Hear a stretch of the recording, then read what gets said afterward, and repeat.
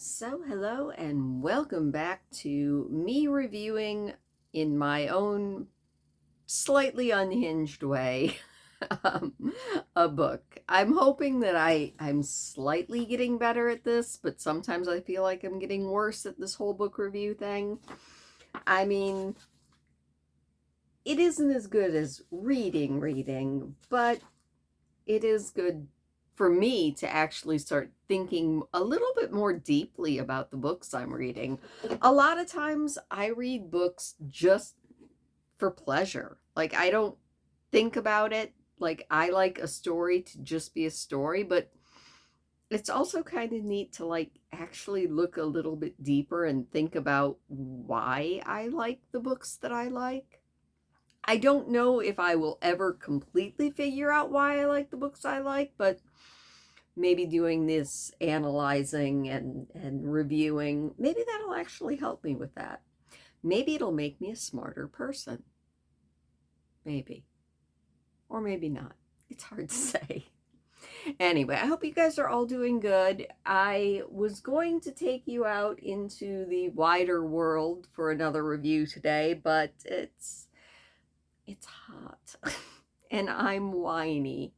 So I'm putting off my walk today until later on, maybe towards evening when it's cooled off at least a hair, because I don't know who authorized it to feel like late July in mid-September, but I mean, I'm trying not to complain. I'm just drinking more strawberry smoothies because those are always good. But anyway, yes, we are starting book 2 of the Enduring Flames saga by Mercedes Lackey and James Mallory. And book 1 was pretty good. I mean, book 1 was a slow burn right up until the end. It was a fairly slow burn. We got to know Harrier and Tercel. We got to know the centauress Samara a little bit, and then she was killed right out from under us. And we got to kind of find out that darkness is coming back into the world. And Tercel, who is a young nobleman from Arameth, has been discovered that he's a high mage. And a lot of the first book is just him kind of finding out that yeah, he might have been born with the mage gift, but he needs power to actually use his high mage gifts. And I feel like a lot of the first book was just him actually learning that, coming to grips with it, so that when the elves said, all right, the only way you can get this power is by bonding, and coincidentally, Germain, who we grew to love in the Obsidian trilogy, is very close to the end of his life. So is Sandalon, who is the king of the elves, and they would like to transfer Ankeldar's bond to you so that you can have the power that you need. Transferring a bond is something that has never been done before and had the risk of not working. I guess thankfully it did work. Otherwise, we would have lost not just Sandalon and his dragon Petrovich, but we also would have lost Germain and Ankeldar and Tercel, and then the series would have ended. So that was what was up with Tercel. And then Harrier, who was feeling a little bit neglected and a little bit resentful of Ankeldar after the bond occurred, he also discovers that he's got a little bit of a destiny, probably not the destiny that he wanted, because he finds out that he is going to be, at least according to the very annoying unicorn Kerta, he's going to be a night mage. She brings him the 3 books. She also tricks him into falling into the river and laughs uproariously about it. And Harrier doesn't exactly seem excited about this whole being a night mage thing. He actually seems a little bit resentful of that as well. But that was where we left off. Harrier also realized at the very end of the last book that the wild magic never brings anything into existence unless there's dire need, which means they're in a lot of trouble. Also, in the last book, we were introduced to the whole reason that Tercel has become a high mage, and that is the fact that there is a wild mage out in the Mandirian desert named Bisochim, and he has been tricked by some form of darkness. We know it's not the Endarkened because the Endarkened are gone, but darkness itself is not gone. And Bisochim bonded with a dragon and got tricked into falling to the dark the same way that every other wild mage in the Second War got tricked by offering immortality so that his dragon wouldn't die. So that is kind of where we left it. And now we are going to jump back in and see what is going on in the beginning of book 2. There is a prologue to book 2, but I feel like I just kind of sort of did that. Chapter 1, though, is titled Called to Magic. And we begin with Harrier, who is still dripping wet, still very upset, and still not really believing that he is really truly going to be a night mage. He never thought that he would see a dragon or a unicorn or an elf, and now here he is. He thinks, yeah, Kerta is beautiful, absolutely gorgeous, prettiest thing that he's ever seen in his life, but why does she have to act like his sister-in-laws and Tercel's little sisters? I mean, are all unicorns annoying? Then he starts thinking about Kellen, a hero, ancient legend, and he doesn't think he can do it. I mean, who would think that they could do it? And he thinks to himself that nobody knows how Kellen's story actually ended. Everybody knows how Adalia's story ended, and everybody, at least in the city, thought that they knew how Germain's story ended. I mean, they did find out that's not true. He was never the king of the elves, but, it's just kind of intimidating. And Harrier also happens to think about the fact that he doesn't want to be a mage. He doesn't want to. Quoting, Harrier really didn't like magic. It was weird. It made him uncomfortable. It wasn't that it was wrong or evil or bad, but he was the youngest son of the portmaster of Arameth, for the light's sake, and he would have made a really rotten portmaster, and he was glad now that he had left because it meant that his older brother would be the portmaster, and Brelt would make a wonderful portmaster, but what he was supposed to be doing out here was the same thing that he had been doing for moon turns, keeping Tercel out of trouble, watching his back, and making sure that there was food and that Tercel came in out of the rain and that nobody took advantage of him because Tercel was far too easygoing for Harrier's peace of mind. And sure, Ankeldar could do some, but not all of that. And how on earth was Harrier supposed to do any of it if he had to be a night mage? Even leaving aside the fact that he didn't know the first thing about being a night mage, except if you were one, you were supposed to be an incredible warrior and a great leader of men, and he just really wasn't. So Harrier is feeling quite insecure. He is not quite sure that he knows what he's doing, but he's pretty sure that he's going to be terrible at it.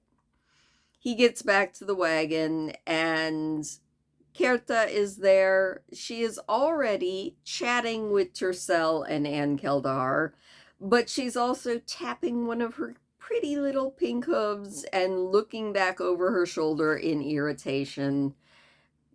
Ann Kildare is talking to her. Tercell's talking to her. Tercell doesn't, or Harrier doesn't know if Kjerta went and got Ann Kildare and Tercell, or if maybe Ann Kildare just smelled magic or something, but he's not having it. When Harrier is backed into a corner, he becomes more, not less stubborn.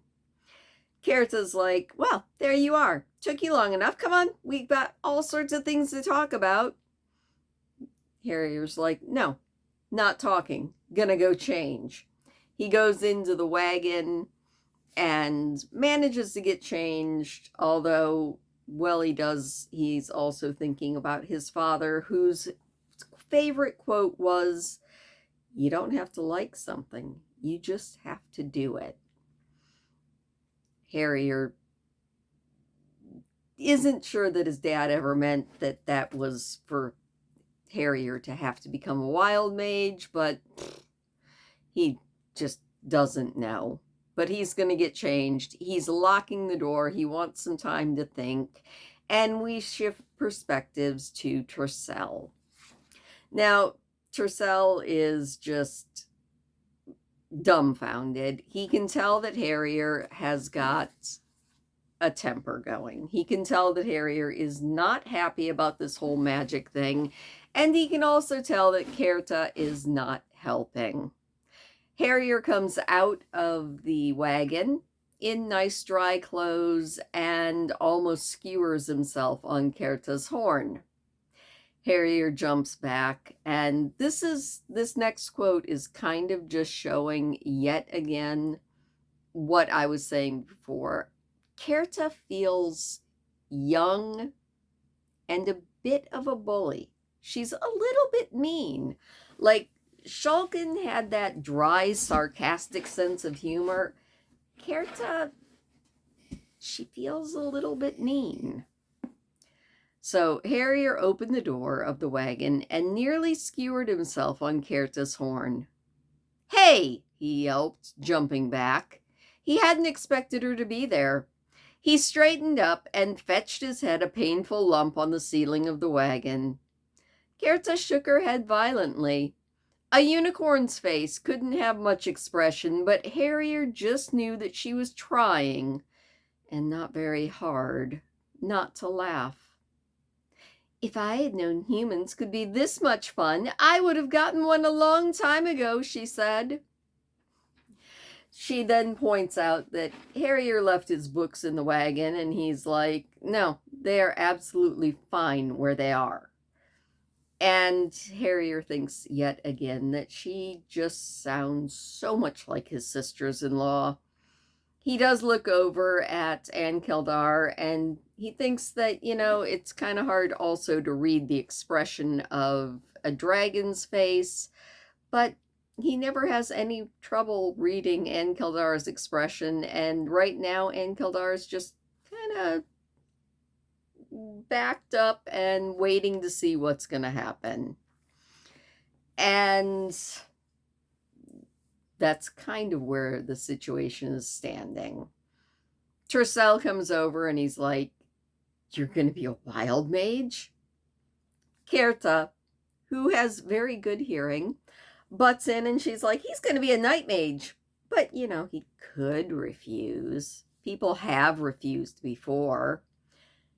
And Harrier's like, I'm thinking about refusing, but, I guess I really can't, because obviously it's needed for this great balance. Although Harrier says, I don't even know how to fight. Kjerta tells him to just cast a spell and summon up a teacher. Mage price shouldn't be too high for that. Again quoting. Harrier did his best not to recoil in horror. Cast a spell? Okay, that is what wild mages did, and there must be some sort of directions on how in the 3 books, but he still hadn't agreed to any of this. And that wasn't the only problem he had with becoming a night mage. This morning, he had known what his place in the scheme of things was. Take care of Tercel. Take care of Ankeldar, too, as much as he needed. How was he supposed to do that if he had magical things to do? He was thinking back to all the stories he had ever heard about Kellen, the poor orphan boy. Kellen, who had had his own unicorn. Shulkin had probably been much nicer than Kerta was, thought Harrier. Kellen, who had been the greatest warrior, human or elven, the world had ever seen.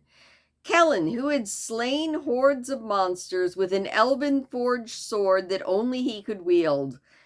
Kellen, who had gathered together a great army and led it against the Endarkened.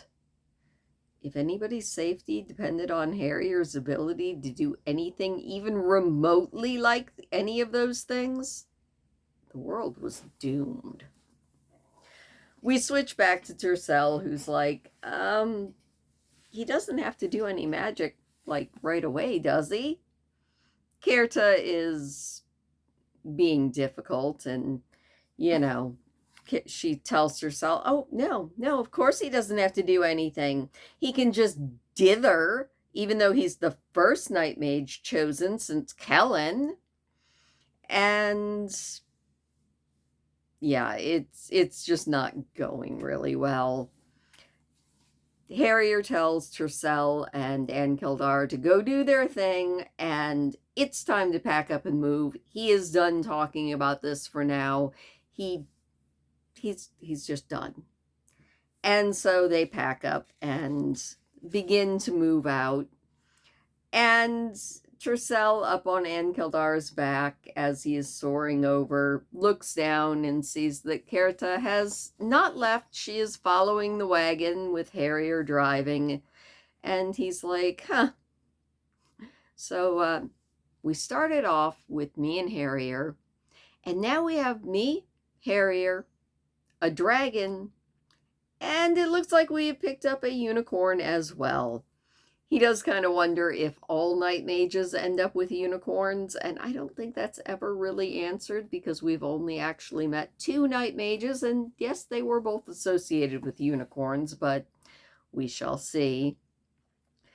Ankeldar and Tercel have another conversation about all of the heroes, and Ankeldar again points out that they were ordinary people, that they became legends through time and retelling of their myths, but they were always regular people, even Kellen. And Ankeldar tells Tercel that in the beginning and near the end, Kellen was a lot like Harrier. Tercel's like, wait. Kellen refused to be a night mage or do magic? And Ankeldar's like, no, he just doubted his ability to be what the wild magic wants him to be. Tercel reflects that there's more than just Harrier being reluctant, that Harrier decided his grand purpose was to take care of everything, and, that didn't include any magic. And Tercel's also feeling very inadequate because he knows, even with Ankeldar's help, that he's not going to be able to memorize all of the spells that he has in his spell books, that it takes forever. They don't have time because he feels like the darkness is coming back and coming back fast. And that is where that chapter ends. We will do a quick overview, we'll see how quick it goes, of chapter 2, but first I'm going to go grab a drink. Chapter 2, which is titled A Journey into Legend, we shift completely away from the boys and back into the desert, but not to hang out with Bisochim, but to actually see what's going on with Shariah, who, if you remember, is the leader of the only tribe of the Isvani who saw through Bisochim and decided she is taking her people somewhere, anywhere. She let her people know that Bisochim was tainted by the dark and that They had to hide. We begin the chapter with a bit of a deeper description of the Mandarin Desert, and quoting, "The Mandarin Desert stretched across the lands far to the south of the 9 cities.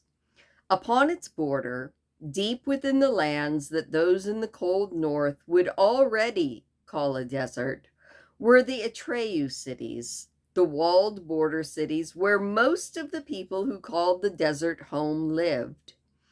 In the language of the South, Atreyu meant well, for here in the South, one might live a round handful of years without ever seeing rain fall upon the land, and the Atreyu cities could only exist in places where wells had sunk deep into the living rock to provide ample water so that people could live there. Yet the Atreyu cities did not hold all of the desert's inhabitants. Further south, the Mandarin turned into a trackless landscape of erg and dune sea, a place known as the Izvai Quarter, a harsh, trackless sea of sand. To the people of the Izvai, the Atreyu cities and the land immediately around them seemed lush and water-fat paradises. For in the Izvai Quarter, the only sources of water were tiny desert wells and a few, very few, oases.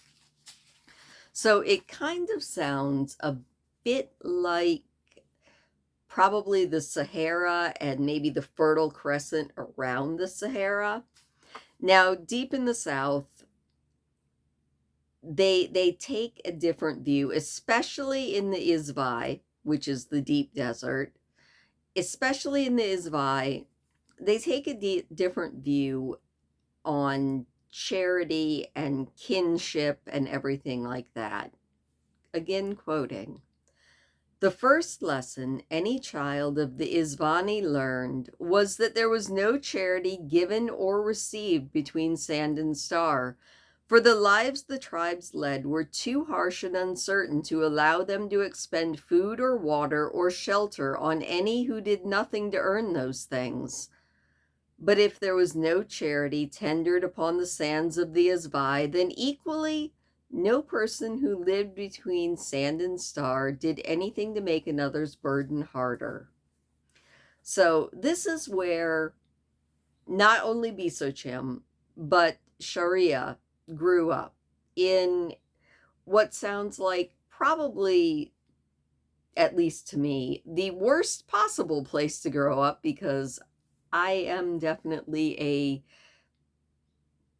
inhabitant of the cold north, and I don't even like the American South, much less any sort of desert. I say that even though I did live for a year in Arizona when I was in the Army, and it was beautiful, but it wasn't home. It was too hot, it was too dry, and I was ready to come back to Michigan. But anyway, we go back to Sharia, who is letting her people know that it is time. They have got to go. Now, the Nalzinder, which is Sharia's tribe, are even more a deep desert people than most of the other tribes of the Izvani. They live only by hunting, and they revere the whole idea of the great balance, because without it, they can't survive where they are. They keep shotars, which are camels, and they keep their Equus hounds and some hawks. They live entirely by hunting and trading, and now they're going to have to find some place to go. Now, Sharia knows that the only thing she can do is, well, quoting, "The Nalzinder could not stand alone. Sharia's only hope was to merely preserve her people by taking them into hiding before Bisochim and the rest thought to seek them out." But she also wonders, where on earth can they go? And thankfully, there is some place that she could go. Now, she does not even think to seek refuge in the cities. She's never been to a city. She never wants to go to a city. The only place she has ever been is the desert, and she actually loves it. It's a harsh place, but it is some place that is home. So then inspiration came to her, perhaps a true gift of the gods of wild magic. She knew one place. No one could seek her or her people, for though all of the Isvani knew its name, none but the Nalzinder believed it was real. She remembers an ancient legend that was told to her people and all of the Isvani of a wanderer who found a city deep in the worst part of the desert. Like, if you imagine, so I imagine it kind of like maybe the Atreyu cities are kind of like Baghdad or Cairo, still desert, but they have water. And then you have the Izvai, which is the deep desert, and it's probably a lot more like maybe decent parts of the Sahara. People can still live there, but life is hard. Well, even deeper is, let me see if I can find so I can possibly even pronounce it.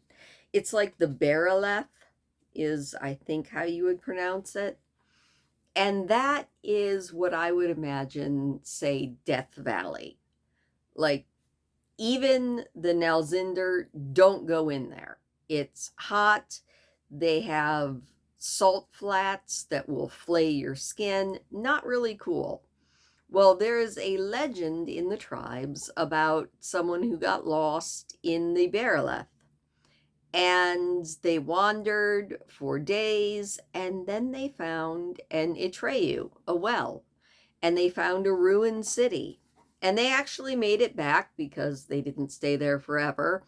Kind of like think the lost city of gold in the legend of El Dorado. And they actually told, since they were a Nalzinder, they passed on to each of the leaders the directions that they followed to get there and to get back. So Sharia knows of this place. No one's ever gone there because why would you? There's no need. Her people are not explorers, they are survivors. But she does know of it. She does know the directions. And she also knows that it's going to be a hard journey, and probably not all of her people are going to survive it. She tells them to winnow their possessions down to almost nothing, and basically throwing everything that she knows about the Great Balance into disarray, at least for a while, but hopefully the desert will recover. She tells her people to hunt everything that they can. They go to a small oasis, spend a couple days there, as she puts it, getting as water fat as they can, filling up everything that they can, winnowing their possessions, and then they set out. And they set out, well, knowing it's going to be a hard journey. So I'm going to quote from you when she is talking to her people. I tell you truthfully that all who begin this journey may not end it. Sharia said nothing more. There was no need. And when night came, the Shotars were saddled and laden, and the Nalzinder continued their flight. As the Izvai was to the Mandirians, so the Barileth was to the Izvai, hotter, more arid, and even more devoid of life. Though the Nalzindar knew the location of every oasis in the Izvai, they knew of none within the Barileth. Not even the Nalzinder dared attempt to explore its fastness. It was madness to try. Water was life, and no one knew of any source of water in the Barileth.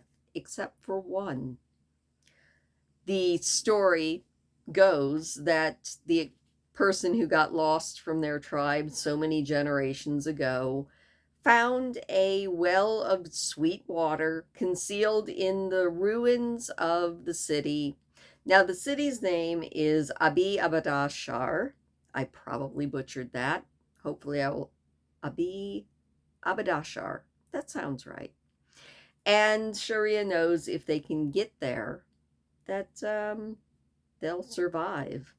And even though Abi Abadashar is on the outskirts, um, they're probably, like I said again, not all going to make it. And within the first few days, she already starts losing people. Now, the the people of the desert in this world, they, well, we'll just go from her. from Mercedes Lackey and James Mallory. I feel like they explain it best. In the third Sen night of their flight, the 9th day since they had entered the Bearleth, here the heat hammered them mercilessly by day, leeching the strength from their limbs, and by night they labored through powder-fine sand that slipped and shifted beneath the Shotar's broad splayed feet, or trudged across Ischian flats, where the fine white dust that their steps raised burned skin raw and made hands and lips crack and bleed. No Isvani expected to make old bones, for the Isvai was a harsh taskmaster, and no tribe could afford to feed and house any that did not contribute to the life of the tribe. If one did not hunt or cook or perform some other necessary task, one went from the tents to lay his or her bones on the sand, for there was no charity given among the Isvani. They could not afford it. Only the youngest children were exempt from this law, since soon enough they would grow to take their place among the workforce. What might seem like cruelty to non-Isvani was merely necessity, and all who lived between sand and star accepted it from birth. There were no weak, no ancient aged among the Nalzindar or any of the tribes. So, a few of Sharia's people tell her that it is time. They're going to go lay their bones upon the sand. And by the second quarter of their journey, Sharia begins to kind of despair. She's thinking maybe they'll stay out of Bisochim's clutches because they will all be laying their bones upon the sand. But right as the moon reaches the midpoint, she notices that the Shotars start getting a little bit restless. And there's only one thing that will galvanize a thirsty, exhausted, half-starved Shotar, and that's water. She stops all of her people and tells them to mount because they have been walking alongside of their Shotars to spare them. They mount up, give the Shotars their head, and they're there. They're at Abi Abidashar. Now, this place is gigantic. Sharia thinks that just the spot that they are in, that she can see, this ancient ruined city, it would probably take her all night just to walk across it. And something that she's never seen, because in the desert, every well is capped to hold in the water instead of losing it all to evaporation. The Atreyu, or well, here at Abi Abadashar is open to air, but the level is not dropping. So obviously it is a deep water well. She thinks that they're saved. I mean, and there's grass. We're going to put air quotes around the grass, desert grass, and the Shotars are eating it. And she thinks to herself that where there's grass, the desert does not let anything go to waste. So where there's grass, there will be things eating the grass, Where there's things eating the grass, there will be things hunting the things eating the grass. So her people are definitely saved.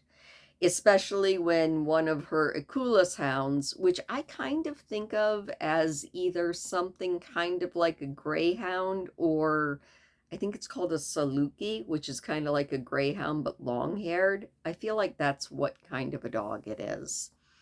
But one of her Eculus hounds brings her a Shenshu, which I'm thinking maybe it's like a fennec fox or some other small prey creature. They're all over the desert, and Sharia sees this and she celebrates deep in her very quiet heart. As the sky begins to lighten, Sharia felt safe enough to start exploring a little bit because it seems like most of the city is underground. They go in and they come across these barriers down in this underground area that are a marvel to them because they're wooden and they're covering an area behind it, but she doesn't know what they are. They're doors. But she's never seen a door. Remember, she's never been into a city. So she and her people come across these strange barriers with wooden things that had metal across it and metal rings, and she's like, enough time later. All they need to do is know that they aren't going to burn to death out on the surface, and they have water, and obviously there's food. So it's time for her people to rest, and tomorrow they would begin the task of turning this tunnel into their home. Quoting, "It was upon the third day of their residence in Abi Abadashar that Sharia realized that the gods of wild magic truly had taken the Nalzinder into their care. At evening on the first day, everyone but the children went out to hunt, and after several hours returned with a startling bounty. Not only adders and scorpions and mice, but shenshu in abundance. All the more puzzling when Natha said that for every shenshu that he brought to the cookpot, he let one escape as the balance asked. But that night, all of the Nalzindar ate well, and the Shotars grazing upon the rich forage that grew among the ruins, and the Akulas and the falcons and every person of the tribe feasted on the bounty of their day's hunt." So obviously they have found a refuge.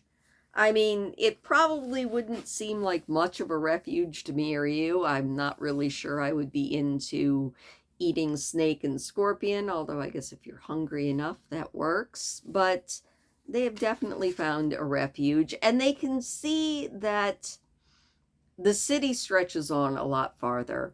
They don't have anything to really explore too much with, because they winnowed their possessions down to merely one tent and the clothes on their backs and food, but they're building up a store. So they start exploring, and Sharia is just, she's amazed at the bounty that they're finding. You know, they haven't found oil bark bush, and they have not yet been able to clarify fat for a lamp, but they are slowly exploring this ancient city. And Sharia also stops to think that it's a good thing that amongst the Nalzindar, there isn't a requirement for the leadership to pass from parent to child, because, you know, she doesn't have to worry about that because she doesn't think that there is anyone for her beneath sand and star. And again, they are just exploring. Sharia is exploring with her best friend, whose name is Cinnarin. And as they are out exploring, one of their Eculus hounds runs down a goat. And Sharia is kind of freaked out because the Nalzindar did not keep goats, because goats required far more water and good forage than anything in their part of the Isvi. And she's wondering how a goat got here. It could not have simply wandered here. The journey would have killed it. It was almost enough to kill a camel. So it would definitely have killed a goat. So she releases her Ikulas hound and tells it to seek. They follow the Ikulas and the goat, and well, not the goat's dead. But they keep going deeper and deeper. And since they were able to get that one goat, they were able to render down some fat, and now they can go even deeper down into this ruined city with torches. And they go down, down, down, and the deeper they go, Sharia realizes that the air is becoming wet, which is crazy, and that the walls are starting to grow moss. And then she notices that the ground beneath her feet, as they're headed down one passage, is not sand or stone, but I mean, we would call it mud. She just calls it very wet sand. And that there are strange, pale, fleshy things that are covering the wooden barriers. Mushrooms. So they're following along, and basically they come across a paradise. They come across a garden. There's cracks in the ceiling that let sunlight down, and there are animals. There's an entire herd of goats. There's water. There's even a waterfall. And that's when Sharia is like, we are not just have we found a refuge, this is like a paradise home. And quoting again at the end, Sharia breathed a prayer of thanks to the gods of the wild magic. Here was more than food. Here was wealth. Goat hair to weave cloth. Though her people were not weavers, there were one or two of them who had been born to other tribes who still knew that skill. Food for more than a moon turn, more than a season, and every kind of plant and herb that they could possibly need. Their only conceivable lack was salt, but the Bereleth was known for its deadly wastes where salt replaced sand, so even that the Nalzindar could supply for themselves. And that is where the chapter ends, and that is where I tell you about Sondung Cave. I'm probably mispronouncing that, which is what this makes me think of. I mean, granted, this is not technically a cave. Abi Abadashar is a underground city, but there is a cave complex in Vietnam called the Son Doong Cave, and it has entire ecosystems deep underground, like, and some of them are like this, where little cracks and cave-ins let in enough sunlight for entire pocket, almost rainforests, to be inside a cave hundreds of feet below the ground. And it's really cool. And that is always what I think of when I read this. That, and for whatever reason, it also makes me think of the place that my grandparents had a bar when I was little. It's a little town up in the Keweenaw Peninsula of Upper Michigan, and the town's name is Gay, and my grandparents had the Gay bar. But the bar wasn't the cool part. The cool part to me was there was ruins of an old stamp mill.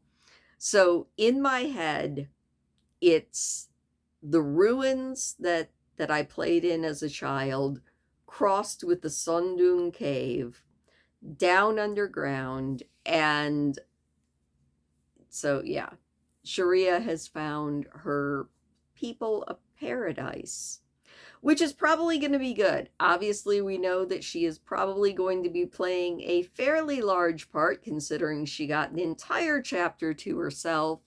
I hope that you guys like her as much as I do, and I hope that you guys enjoyed this rather spastic recap of these two chapters.